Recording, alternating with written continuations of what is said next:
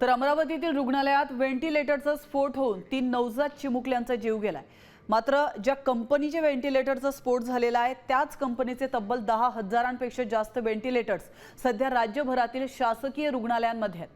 अमरावतीत रुग्णालयामध्ये डॉक्टरांनी कंपनीचे व्हेंटिलेटर्स वापरण्यास तीव्र विरोध केलाय आणि असं असताना देखील वरिष्ठ पातळीवरून वादग्रस्त कंपनीची व्हेंटिलेटर्स वापरण्याची सक्ती का करण्यात आली असा सवाल आता उपस्थित होतोय।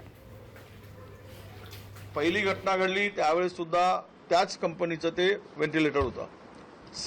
काय सीलर सीलर आणि आताही घटनेमध्ये तोच व्हेंटिलेटरचा स्फोट झालेला आहे। हे कुठले आणले, कोणी खरेदी केलेत? या व्हेंटिलेटर खरेदीसाठी जी यंत्रणा जबाबदार आहे ती सुद्धा या खुनाच्या या पोरांच्या जीव घेण्यामध्ये त्यांचं सुद्धा तेवढाच जबाबदारी आहे। मला वाटतं चायना मेड व्हेंटिलेटर असावेत।